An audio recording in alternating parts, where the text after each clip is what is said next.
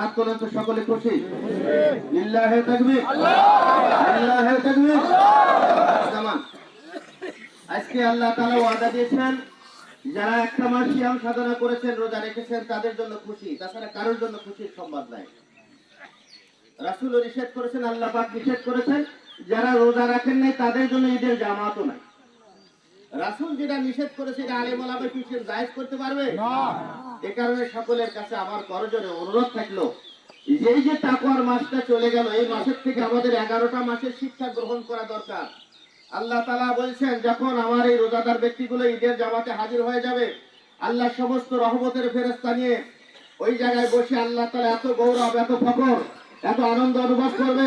আল্লাহ তাআলা বান্দাদেরকে ডেকে ডেকে বলবে, বান্দা তোমরা ফিরে যাও, আমি তোমাদেরকে মাফ করে দিয়েছি, বান্দা তোমরা ফিরে যাও, ইরজিই, তোমরা বাড়িতে ফিরে যাও, আমি তোমাদেরকে ক্ষমা করে দিয়েছি।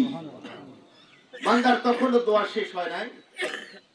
আল্লাহ তাআলা বলে, ফেরেশতারা, বান্দারা তো যায় না, তাহলে কি উপায়? আল্লাহ তাআলা বলল, ওদের যে জীবনে গুনাহ করেছেন, অপরাধ করেছেন, অন্যায় করেছেন, জুলুম করেছেন, বান্দা তোমরা ফিরে যাও আর খুশির সংবাদ নিয়ে যাও, যত জীবনে গুনাহ করেছিল আজকে যদি তওবা করতে পারো, তোমাদের সব গুনাহগুলো নেকি বানায় দিচ্ছি।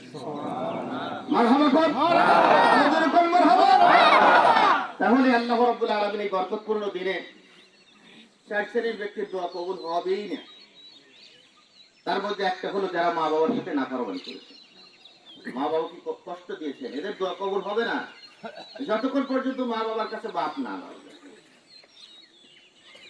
যাই হোক, আল্লাহ সুবহানাহু ওয়া তাআলা এই দিনে আমাদের শপথ নিয়ে, আল্লাহ যেন আমাদের আগামী দিনগুলোতে যতদিন আল্লাহ বাঁচায় রাখবে, আমরা যেন আল্লাহর হুকুম নবীর তরিকা মোতাবেক চলতে পারি। আল্লাহ তাআলা আমাদের জন্য তৌফিক দান করুন। সকলে বলি আল্লাহুম্মা। দরুদ ইব্রাহিম পড়েন। বিসমিল্লাহির রহমানির রহিম।